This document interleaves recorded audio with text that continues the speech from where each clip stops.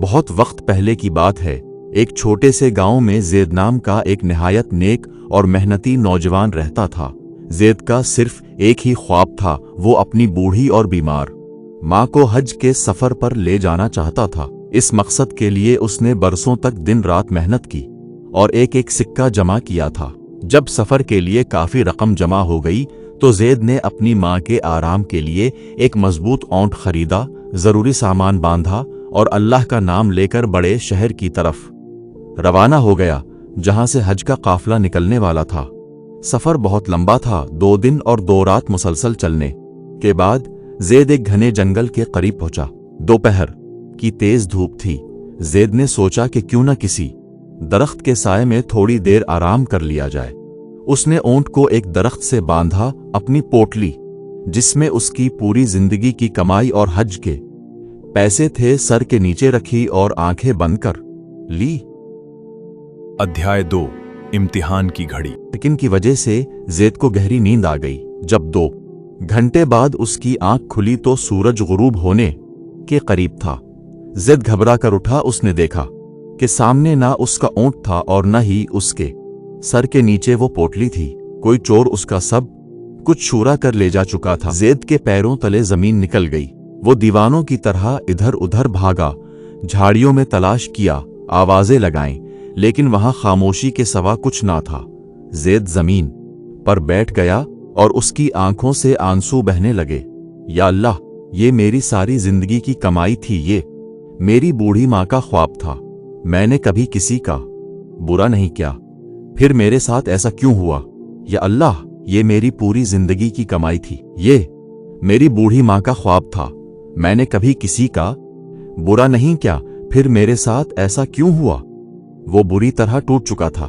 اس کا دل چاہ رہا تھا کہ وہ قسمت کو کوسے، لیکن زید ایک مومن تھا۔ اس نے گہری سانس لی، اپنے آنسو پونچھے اور آسمان کی طرف دیکھ کر کہا، الحمدللہ، ہر حال میں اللہ کا شکر ہے۔ یا اللہ، تو نے جو لیا وہ بھی تیرا تھا اور جو باقی رہا وہ بھی تیرا ہے، بے شک تو بہترین فیصلہ کرنے والا ہے۔ ادھیائے 3 انجان مسافر اور عجیب دعوت۔ بھوکا پیاسا اور تھکا ہوا زید پیدل ہی آگے بڑھتا رہا۔ کچھ میل چلنے کے بعد اسے جنگل کے کنارے ایک شاندار حویلی نظر آئی۔ اس حویلی کے باہر ایک امیر بزرگ بیٹھے تھے۔ زید کو اس حال میں دیکھ کر انہوں نے اسے اپنے پاس بلایا، پانی پلایا اور اس کے غمگین ہونے کی وجہ پوچھی۔ زید نے بغیر کسی شکایت کے پوری بات سچ سچ بتا دی۔ بزرگ مسکرا کر بولے، بیٹا مایوس نہ ہو، اللہ کے ہر کام میں کوئی نہ کوئی حکمت بھلائی ہوتی ہے۔ تم آج رات میرے مہمان بنو۔ رات کے کھانے کی میز پر طرح طرح کے پکوان تھے، لیکن زید کا دل اپنی ماں اور کھوئے ہوئے پیسوں میں اٹکا ہوا تھا۔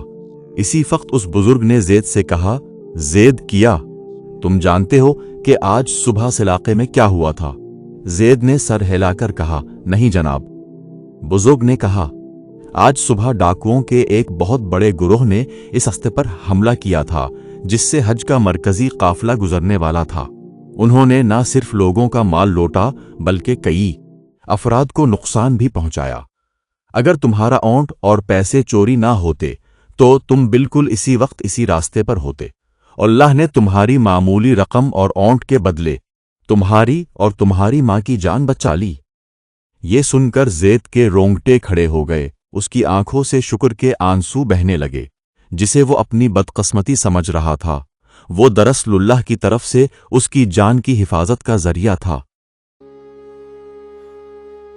بات یہیں ختم نہیں ہوئی۔ وہ بزرگ کوئی عام انسان نہیں تھے، بلکہ اس شہر کے سب سے بڑے اور نیک تاجر تھے۔ انہوں نے زید کا صبر اور اللہ پر اس کا بھروسہ دیکھا تھا، جس سے وہ بے حد متاثر ہوئے۔ بزرگ نے زید کا ہاتھ تھاما اور کہا، بیٹا، تم نے تنگدستی اور مصیبت میں بھی اللہ کا شکر ادا کرنا نہیں چھوڑا۔ اللہ صبر کرنے والوں کو کبھی خالی ہاتھ نہیں لوٹاتا۔ تمہارے کھوئے ہوئے پیسوں کے بدلے میں تمہیں 2 مضبوط اونٹ، سفر کا مکمل سامان اور حج کے لیے اتنی ہی رقم تحفے میں دیتا ہوں۔ اور ہاں، اس بار تم اکیلے نہیں بلکہ میری حفاظت کی ٹیم کے ساتھ پورے ادب اور حفاظت کے ساتھ اپنی ماں کو حج پر لے جاؤ گے۔ زید حیران رہ گیا۔ اس کا دل اللہ کی بڑائی اور मोहब्बत से भर गया, वो सजदे में गिर गया। ये कहानी हमें अहम बातें सिखाती है। जिंदगी में कभी कभी हमारे साथ ऐसी चीजें होती हैं जो हमें बुरी लगती हैं, लेकिन हमें नहीं मालूम होता कि अल्लाह ने में हमारे लिए क्या भलाई छुपा रखी है।